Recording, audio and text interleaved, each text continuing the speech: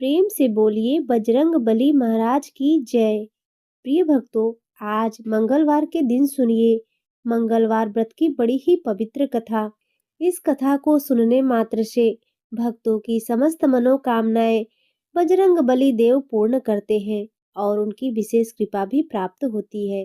तो चलिए बड़े ही श्रद्धा भाव तथा प्रसन्न चित्त मन से इस पवित्र कथा को सुनते हैं। जय श्री गणेश। एक नगर में एक ब्राह्मण परिवार रहा करता था। उस परिवार में सिर्फ पंडित दुर्गेश ही थे। वह जीवन यापन यजमानों से मिली दक्षिणा से ही करते थे। माता तो बचपन में ही चल बसी थी और अब पिता का साया भी सर से उठ चुका था। सुबह खाना बनाकर खाते, फिर काम पर चले जाते। शाम को वापसी के बाद आराम भी नहीं करते, आते ही खाना बनाने में जुट जाते। मोहल्ले वालों ने अपने प्रयासों से पंडित जी का विवाह एक गरीब कन्या से करा दिया। अब दुर्गेश खुश थे। अब उन्हें सुबह शाम बना हुआ खाना मिलता। उनकी पत्नी का नाम सावित्री था। सावित्री गरीब घर की जरूर थी, लेकिन वह गृह कार्य में दक्ष होने के साथ साथ सामाजिक प्रवृत्ति की भी थी। हनुमान जी की परम भक्त भी थी। उसके व्यवहार से सभी पड़ोसी खुश थे। वह हर मंगलवार का व्रत किया करती थी। अब इधर पंडित जी का जीवन अच्छे से कट रहा था। कुछ समय बाद सावित्री गर्भवती हो गई। जब सावित्री के प्रसव का समय आया तो पंडित जी ने अपने ही पड़ोसी की एक दाई को लेकर आए। समय पर सावित्री ने एक सुंदर लड़के को जन्म दिया। अब इधर पंडित जी ने एक नए कपड़े में उसे लपेट लिया और घर से निकल पड़े। कुछ समय के उपरांत वह गंगा तट पर जा पहुंचे। दुर्गेश ने उस बच्चे को अपने दोनों हाथों में लेकर गंगा जी में 3 डुबकी लगाई। फिर पंडित जी दुर्गेश उसके सीधे कान में कोई मंत्र पढ़कर फूंक मारी और लड़के से दुर्गेश की बात होने लगी।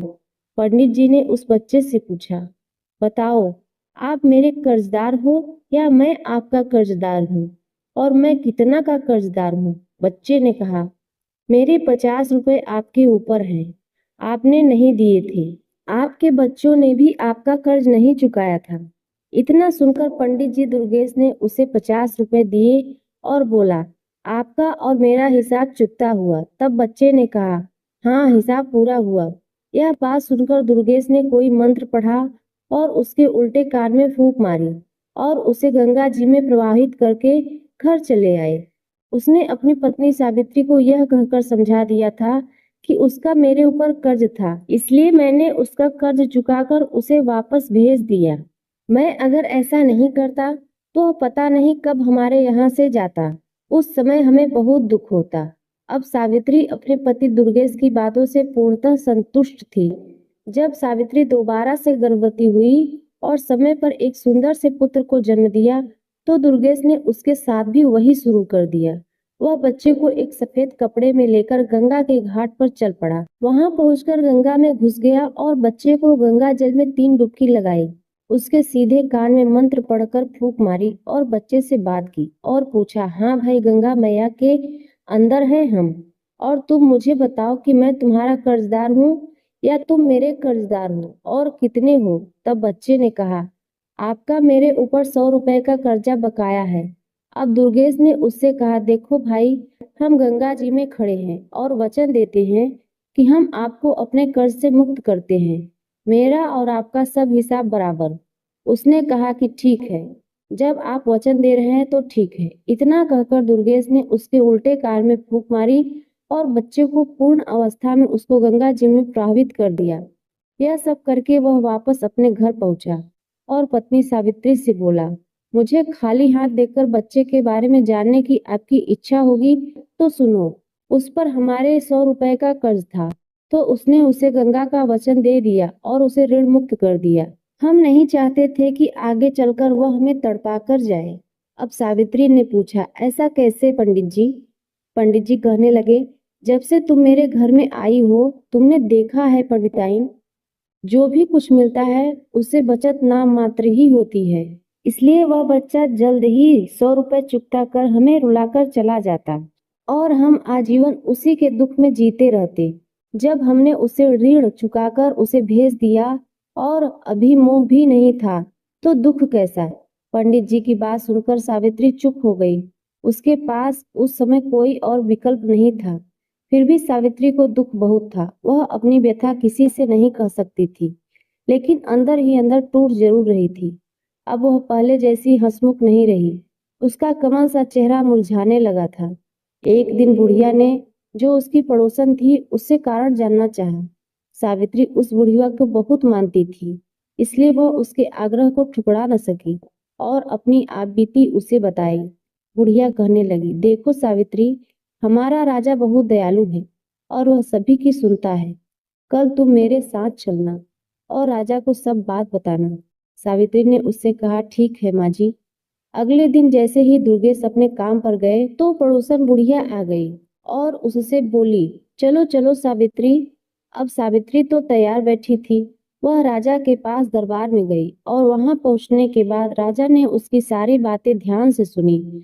बातें सुनकर राजा ने उस बुढ़िया से कहा, अब यह जिम्मेदारी तुम्हारी है कि आगे इसके बच्चा होने को हो तब तुम मुझे सूचना देना। और सावित्री से कहा, तुम भी भूल मत जाना, इस बुढ़िया को याद से मेरे पास भिजवा देना। इसी आसन में दोनों अपने घर आ गई और पड़ोसन बुढ़िया राजा से आश्वासन मिलने के बाद निश्चिंत हो गए थे। बुढ़िया तो पूरी तरह आश्वस्त थी, लेकिन सावित्री अपने दोनों संतानों के बारे में सोचकर ही सिहर जाती थी, जिसका मुंह भी उसे अच्छी तरह से नहीं देखा था। पर पंडित दुर्गेश को तो कोई दुख ही नहीं था। वह जो कर रहा था अपने भविष्य को ही सोचकर कर रहा था।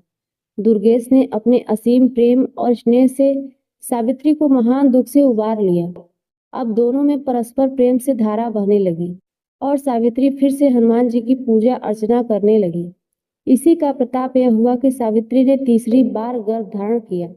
सावित्री ने अपने पड़ोसन बुढ़िया के माध्यम से राजा को भी संदेशा भिजवा दिया। राजा ने उसको समझा दिया कि चिंता मत करना, जब प्रसव होने वाला हो मुझे सूचित कर देना, मैं सब कुछ अपने आप देख लूंगा। सावित्री खुश होने के साथ साथ पिछली यादों से परेशान थी। वह हर समय अपने तीसरी संतान की चिंता में डूबी रहती थी। समय समय पर उसकी पड़ोसन आकर उसे समझा जाती। इस तरह धीरे धीरे गर्भावस्था पूर्ण हुई और प्रसव समय भी आ गया। सावित्री ने दुर्गेश से कहा, आप पड़ोसन वाले बुढ़िया माँ को मेरे पास छोड़कर दाई को बुला लाओ।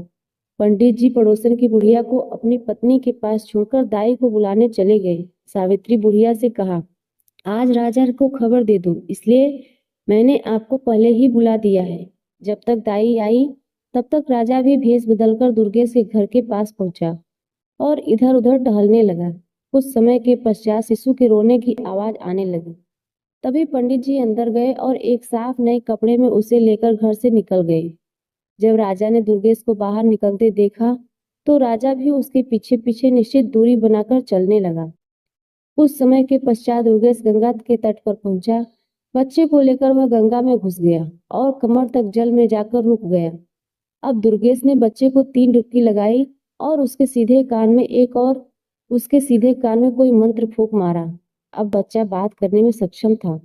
तब दुर्गेश ने उससे पूछा, बताओ मेरा कर्ज आपके ऊपर है या आपका मेरे ऊपर कर्ज है, कितना है? तो बच्चा कहने लगा, आपका मेरे ऊपर 50,000 रुपए का कर्ज है, जिसे मेरे बच्चों ने भी नहीं चुकता किया था। दुर्गेश ने अपनी तसल्ली के लिए पुनः बच्चे से पूछा, देख लो, हम गंगा में खड़े हैं, सच सच बताना, नहीं तो गंगा पाप लगेगा।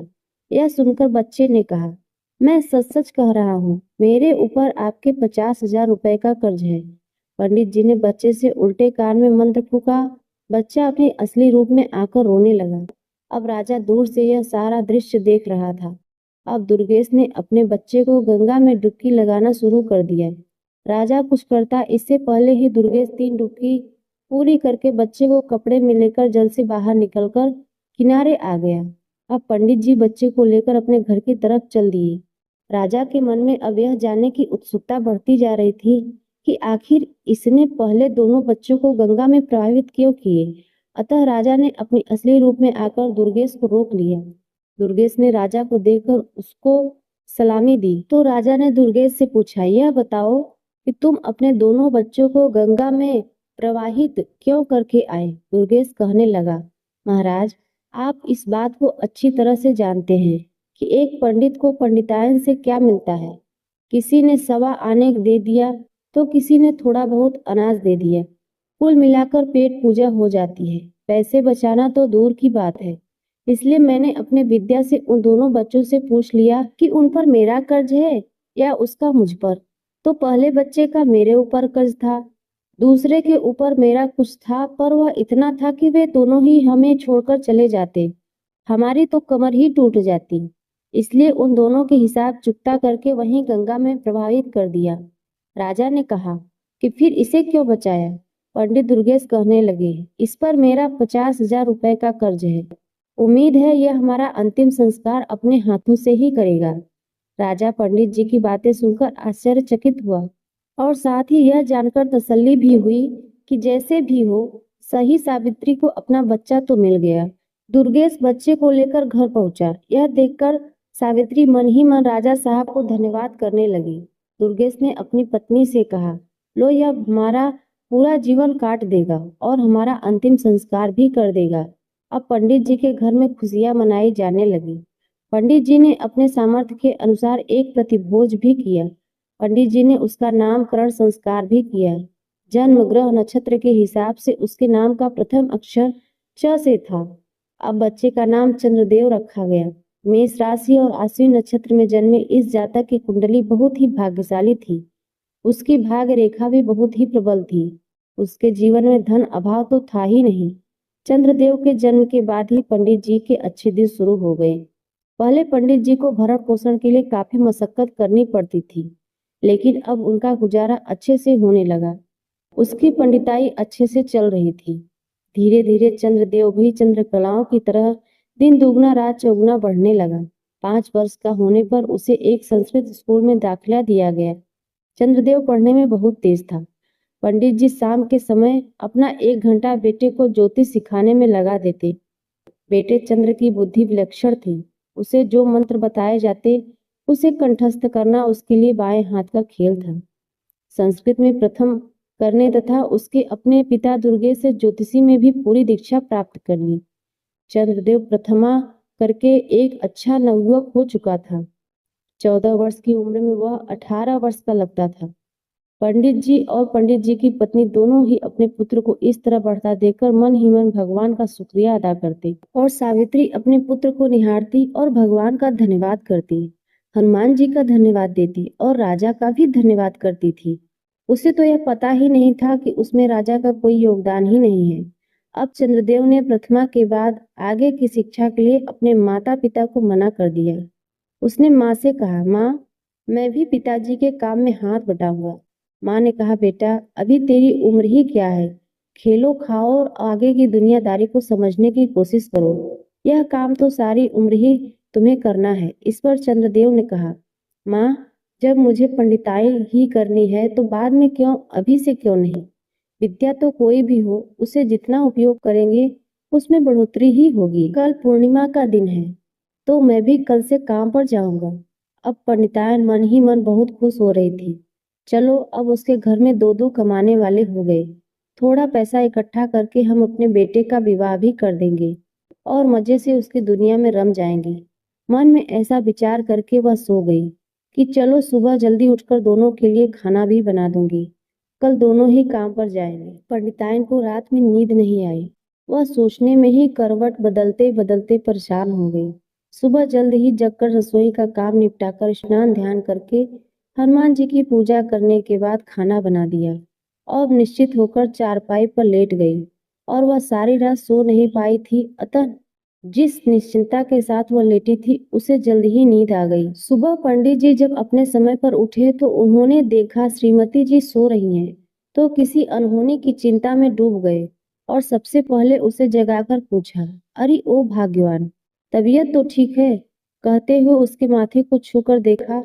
तब सावित्री ने उनसे कह दिया, मेरी तबीयत बिल्कुल ठीक है, थोड़ा जल्दी उठ गई थी, सो काम धाम करके मैं लेट गई और नींद आ गई। आप अपने नित्य कर्म करो, खाना तैयार है। इतने में चंद्रदेव भी जाग गया और नित्य कर्म करने लगा। दोनों पिता पुत्र तैयार होकर गए। सावित्री ने दोनों के लिए आसन लगाकर उसे खाना परोसा। दोनों ने खाना खाया और दोपहर का खाना साथ में लेकर अपने काम पर निकल गए। चंद्रदेव का पहला दिन था तो उसे कोई भी यजमान ऐसा नहीं मिला जो उसकी सेवा में उसे ले सके। धीरे धीरे शाम होने को आई। चंद्रदेव उदास मन से घर के लिए रवाना हुआ। थके कदमों से वह घर की तरफ जा ही रहा था कि अचानक उसके मुख पर गर्मा गर्म पानी की कुछ बूंदें गिरी। उसने अपनी नजर उठाई तो देखा एक बहुत ही सुंदर स्त्री अपने आंखों से आंसू बहा रही थी। उसी के आंसू के बूंदें चंद्रदेव के ऊपर गिरी थी। चंद्रदेव रुक गया और उससे पूछने लगा, बहन आपको क्या दुख है, मुझे बताओ, हो सकता है मैं आपकी कोई मदद कर सकूं। ऊपर से उस स्त्री ने देखा एक नौजवान लड़का तिलक छापे राम नाम के पीताम्बर डाले नीचे खड़ा है। वह बहुत बड़ा पंडित लग रहा था। उसे देखकर ऐसा लग रहा था मानो अभी अभी काशी से आ रहा हो। उस स्त्री ने कहा, अरे तेरे जैसे कितने आए और ठग कर चले गए, मेरा तो विश्वास ही उठ गया है तुम्हारे जैसे ढोंगी पंडितों से। इतना सुनकर चंद्रदेव बहुत ही विचलित हुआ और मन में विचार किया कि मैं इस महिला से कुछ न मिलने पर भी मैं इसकी परेशानी का कारण जानकर उसका समाधान अवश्य करूंगा। उधर से महिला ने कहा, मैं तुम्हें कोई पैसा या दक्षिणा देने वाली नहीं हूँ। चंद्रदेव ने कहा, माता जी नीचे तो आओ, अपना हाथ दिखाओ और बताओ समस्या क्या है। वह स्त्री नीचे आई और कहने लगी, देखो मैं पहले से ही तुम्हें बता देती हूँ कि मैं तुम्हें कोई दान दक्षिणा देने वाली नहीं हूँ। बाद में तुम मुझे दान दक्षिणा के नाम पर ठगना मत। तब चंद्रदेव ने कहा, बहन मैं कोई ढोंगी नहीं हूँ, इसी शहर का निवासी पंडित दुर्गेश जी का पुत्र हूँ। मेरा नाम चंद्रदेव है। मैं एक ज्योतिष हूँ, इसी मोहल्ले में रहता हूँ। हाँ दूसरी बात है, मैं आपका रोना देखकर दुखी हुआ इसलिए पूछ लिया। अब आपकी मर्जी है, जानना चाहती हो या नहीं। वह स्त्री कहने लगी, ठीक है तुम जो भी कहो, इतना समझ लो कि मैं तुम्हें पैसा देने वाली नहीं हूँ। चंद्रदेव कहने लगा, ठीक है मैं पैसे मांग कब रहा हूँ। तो वो स्त्री बोली, अगर तुम्हारी बातें सही निकली तो मैं तुम्हारे घर पर दक्षिणा भिजवा दूंगी। चंद्रदेव कहने लगा, बताओ समस्या क्या है। उस स्त्री ने कहा, मेरे पति परदेश गए हैं, 4 वर्ष हो गए हैं, अभी तक वापस नहीं आए और ना ही कोई सुखद पत्र उन्होंने भेजा। मैं केवल यह जानना चाहती हूँ कि वह ठीक तो हैं और कब तक वापस आएंगे। चंद्रदेव ने कहा, आपने 2 प्रश्न पूछे हैं, इन दोनों में से आप किसके बारे में पहले जानना चाहती हूँ। स्त्री बोली, दोनों प्रश्नों के बारे में जानना चाहती हूँ। चंद्रदेव कहने लगा। उस स्त्री ने कहा, क्यों? तो उसने बताया, क्योंकि मैं मुफ्त में केवल एक ही बात बताऊंगा। अब तुम फैसला करो कौन सी बात पूछना चाहती हो। स्त्री चुप हो गई और दिमाग का इस्तेमाल करने लगी। सोचने लगी कौन सा प्रश्न पूछूं, आने पर दिख जाएंगे और दूसरा स्वस्थ होंगे तभी वो आएंगे। ऐसा विचार करके स्त्री ने कहा, आप केवल यह बता दीजिए कि मेरे पति कब तक आएंगे। चंद्रदेव ने अपना पतरा निकाला और उसमें देखने लगा। अपनी उंगलियों पर गणना करने लगा। करीब आधे घंटे की गणना के बाद उसने कहा, सुनो आपके पति आज रात्रि में ही आ जाएंगे। स्त्री बोली, क्या पागल हो गए हो, ढोंगी कहीं के, मुझे बेवकूफ समझ रखा है क्या। चंद्रदेव ने कहा, वो कैसे। स्त्री बोली, पैसों का लालच होगा। चंद्रदेव बोला, बहन जब कह दिया कि मुफ्त में ही सवाल बताऊंगा फिर यह कैसी बात कह रही हूँ। स्त्री कहने लगी, अभी तक तो किसी ने कुछ भी नहीं बताया। चंद्रदेव बोला, बहन मैं ज्योतिषी हूँ, ठग नहीं। अब आपका ठगों से पाला पड़ा होगा। मैं अपनी विद्या के अनुसार बता रहा हूँ कि आपके पति रात्रि के 12 बजे तक आ जाएंगे। वह स्त्री बोली, आप सही कह रहे हैं, मेरे साथ बहुत ठगी हो चुकी है, इसलिए मैं अब किसी पर विश्वास नहीं कर सकती और किसी को पहले जैसा पैसा भी नहीं दूंगी। चंद्रदेव ने कहा, बहन मैंने तो पहले ही कहा था कि मुफ्त में सवाल का उत्तर दूंगा। अगर आपको उचित लगे तो दक्षिणा मेरे घर पर भिजवा देना। तब स्त्री ने कहा, अच्छा अच्छा ज्योतिषी जी, आप कह रहे थे कि हमारे पति आज रात में आएंगे। चंद्रदेव कहने लगा, हाँ रात्रि के ठीक 12 बजे आपके पति आएंगे। सुनो, वह पैदल नहीं आएंगे, वह हाथी पर आएंगे और बहुत सा धन लेकर आएंगे। वह कहने लगी, तो मैं भी तुम्हें बता दूं कि जितना लाएंगे उसका आधा आपको दक्षिणा भिजवा दूंगी। चंद्रदेव ने कहा, अच्छा तो मैं अब चलता हूँ। इसलिए कहने लगी, ठीक है जाओ। चंद्रदेव वहां से अपने घर के लिए निकल पड़ा। रास्ते में सोचता जा रहा था, पहले दिन बोहनी तो नहीं हुई, उधार हुआ। यही मन में सोचते सोचते घर पहुंचा। अब अपने पुत्रों को आया देखकर सावित्री मन ही मन सोचने लगी कि मेरा लाडला इतनी देर से आया है, कमाई भी अच्छी करके आया होगा। यह सोचते हुए उसने दरवाजा खोला, चंद्रदेव को गुनगुना पानी लाकर दिया और कहने लगे, बेटा हाथ मुंह धो के थके हारे आए होगे, खाना खा लो। वह कहने लगी, तुम्हारे पिताजी तुम्हारा इंतजार कर रहे थे और भूखे बैठे हैं। चंद्रदेव ने कहा, अच्छा माँ, मैं अभी हाथ मुंह धोकर आता हूँ। कुछ ही देर में चंद्रदेव हाथ मुंह धोकर आ गया। उसकी माता ने दोनों के लिए आसन लगा दिया और खाना परोसा। तभी माताजी ने पूछा, बेटे कैसा रहा तुम्हारा आज का दिन? चंद्रदेव ने कहा, माँ बस बोहनी तो नहीं हुई, बस उधार हो गया। माँ बोली, तभी तो कहती हूँ अभी खेल ले कूद ले, अभी तो तेरे पिताजी कमा ही रहे हैं, पर तूने जिद कर ली, सारा दिन ऐसे ही भटकता रहा। चल चल, उधार किया तो उसका क्या पता आया कि नहीं आया। इन्हीं बातों के चलते चलते खाना हो गया और सब लोग खाकर सो गए। इधर जो वह स्त्री थी वह अपने पति का इंतजार करने लगी। इंतजार करते करते रात के ठीक 12 बज गए और सच में उसका पति हाथी पर बैठकर अपने घर आ गया। उसने दरवाजा खुलवाया, उसकी पत्नी ने दरवाजा खोला और वह यह सोचकर बड़ी ही प्रसन्न हुई कि वाकई में वह लड़का बहुत बड़ा ज्योतिषी है, उसे इनाम देना चाहिए। इसलिए उसने अपने पति से कहा, जाओ सबसे पहले पंडित दुर्गेश जी के घर जाओ और उसे उसका इनाम दो। उसी की वजह से मुझे पता चला कि तुम आने वाले हो, उसके बाद ही घर में कदम रखना। अब वह आदमी बहुत समझाता है, भाग्यवान, पहले घर में तो आने दो, नहीं पहले आप वह दक्षिणा देकर आइए, घर में कदम तभी रखिएगा। अब वह ठीक है कहकर पंडित दुर्गेश के घर चला गया और आधी रात में दरवाजा खुलवाया और पंडिताइन को एक थाली सोना चांदी जवाहरात देकर पंडिताइन को यह कहा कि यह तुम्हारे बेटे का दक्षिणा है, तुम्हारे बेटे ने भविष्यवाणी की थी, उसी से प्रसन्न होकर मेरी स्त्री ने यह भिजवाया है। वह देकर अपने घर चला गया।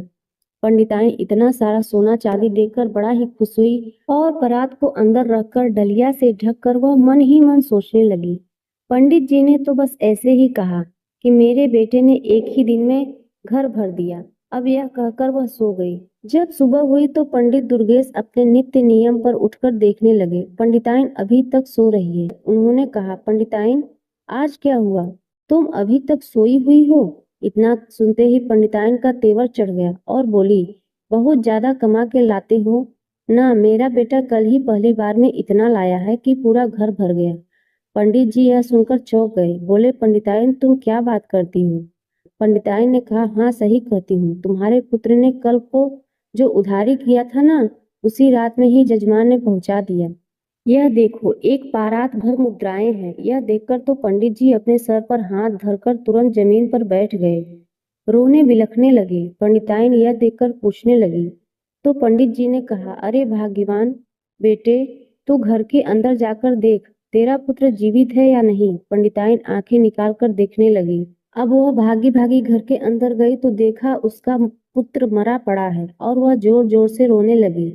यह देखकर पंडित जी ने कहा, पंडिताइन, मैंने कहा था ना, पूर्व जन्म के उसने अपने सभी कर्जों को चुकाकर हमसे मुक्ति पा ली है, इसलिए तो हम उसे कमाना देना नहीं चाहते थे। अब तुम हनुमान जी की पूजा करो, अब यही तुम्हारे पुत्र को वापस ला सकते हैं। यह सुनकर पंडिताइन बिना अन्न पानी के 1 हफ्ते तक उपवास करती रही। जब हफ्ता पूरा हुआ तो मरणासन्न हो गई। यह देखकर हनुमान जी भी बड़े प्रसन्न हुए और बोले, यदि मैंने इस ब्रह्माणी को दर्शन नहीं दिया तो सभी भक्तों का विश्वास मुझसे उठ जाएगा।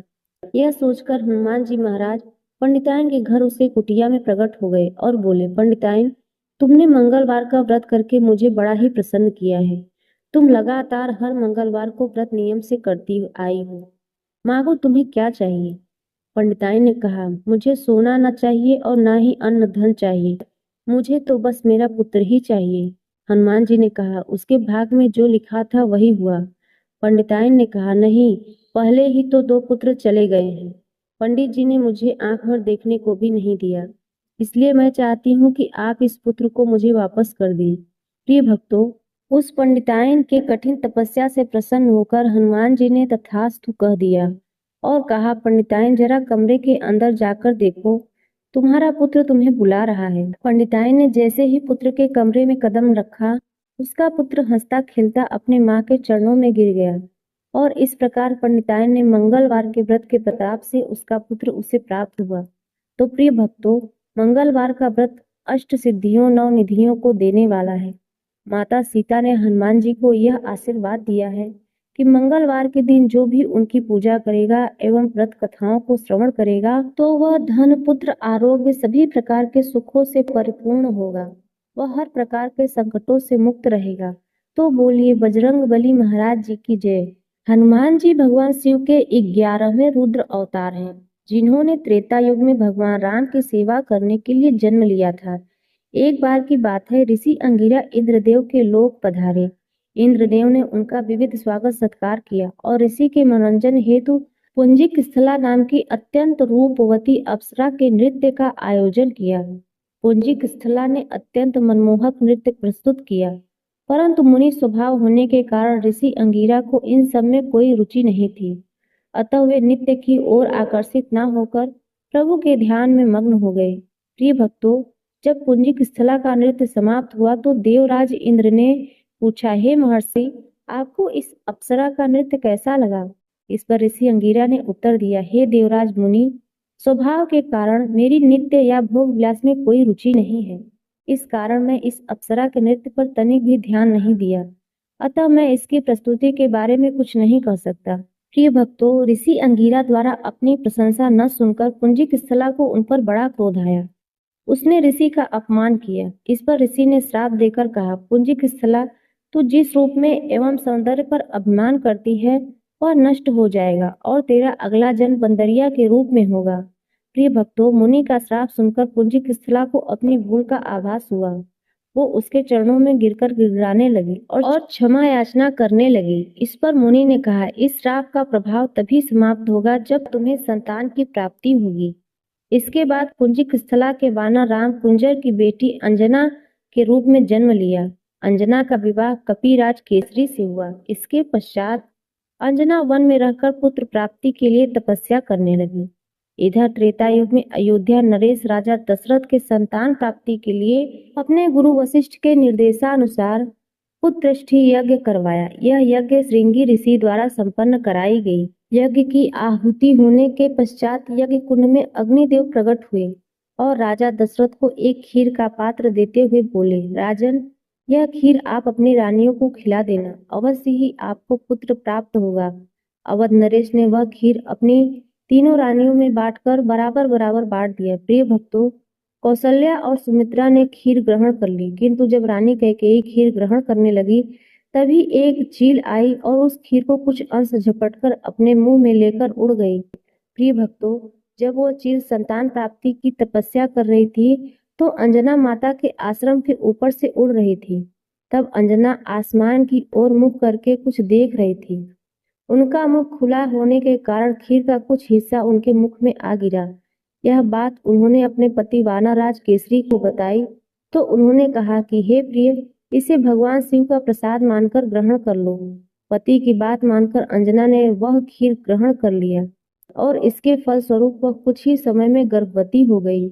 उसके गर्भ में एक अत्यंत बलशाली और तीव्र बुद्धि वाले केसरी नंदन हनुमान जी का जन्म हुआ।